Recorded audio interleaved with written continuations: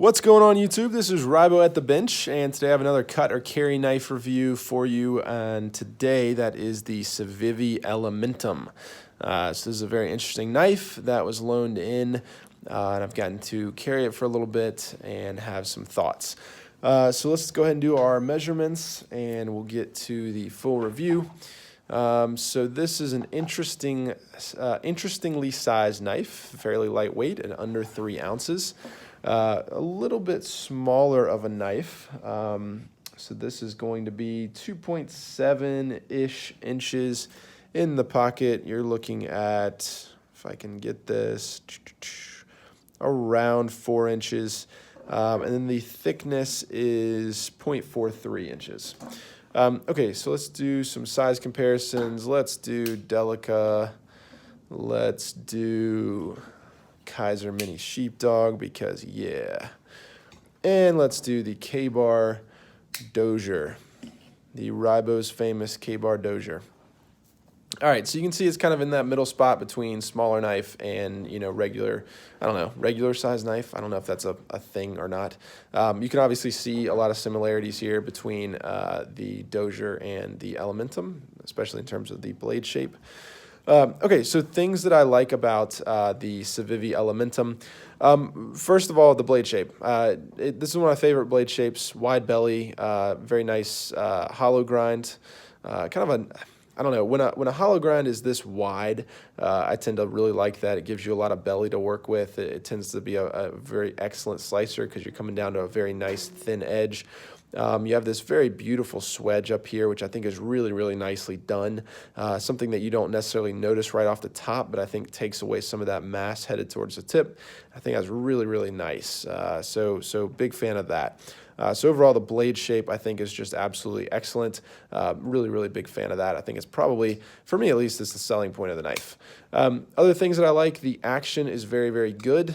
So they have done something really nice here where they've added jimping to a flipper, which I know sounds like a crazy idea, but when you look at something like, if I have it around, the Rake P108, you have no jimping there, and your hand just tends to slide off all the time. It's an excellent flipper, but it's hard to flip.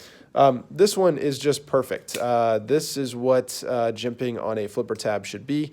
It is very small. It allows the flipper to be very, very small and disappear in the pocket. You're never really going to have that issue right there.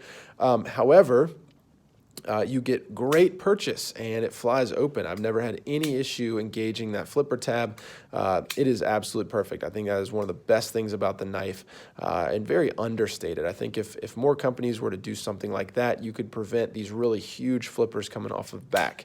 That just helps carryability and kind of everything else. Other things that I like about the knife, I like the options in the handle colors. This is the, I forget what kind of, rosewood? No, I can't remember. This is some kind of wood.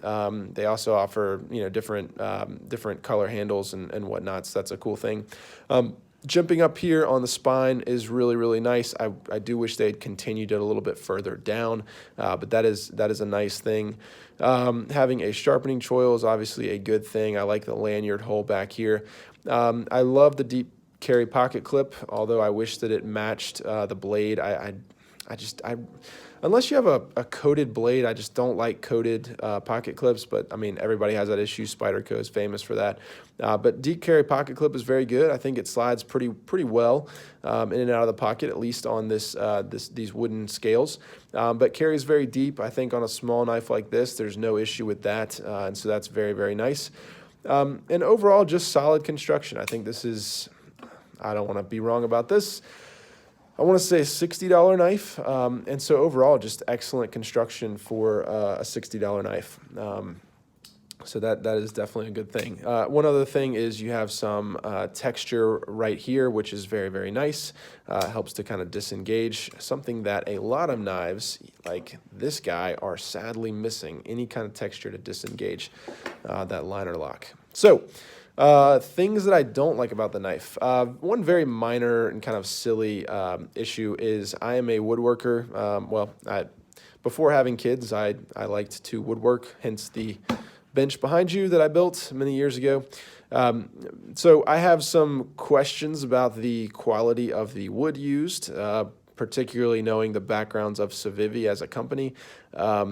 looks very nice. I worry about how it's going to hold up, honestly.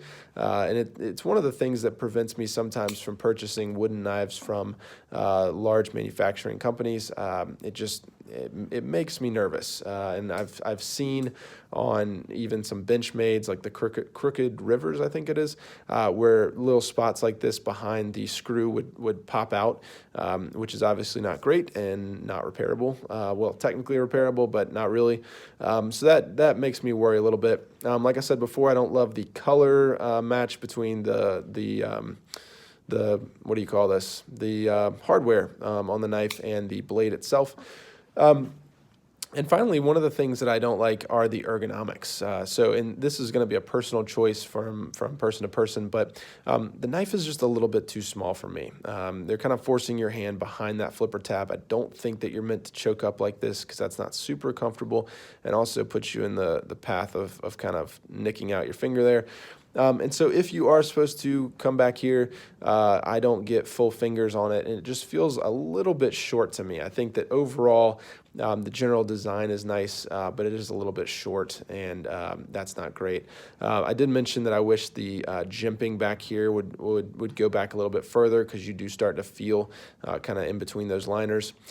And then finally, very small nitpick, really not a big deal, but I wish that the liners would match up and kind of line up with the scales there. I assume that's intentional, but if you could hide, especially on a nice wooden scale like this, if you could hide some of those liners, I think it would look a lot more expensive, a lot fancier. I think if you could do that. To me, showing the liners behind there kind of cheapen the knife, especially on a handle like this. So I'm not a huge fan of that. And that's really it. So this is an interesting knife to me because it's very simple. It's very basic. In a lot of ways, like I said, if I can find it, it reminds me of the Dozier. So it is a very practical, useful knife. There's not a ton hidden here that you don't get at first glance. And so I think that's a very good thing, especially for, let's say, a $60 knife. Solid action, solid blade, solid steel. I mean, D2 is not bad.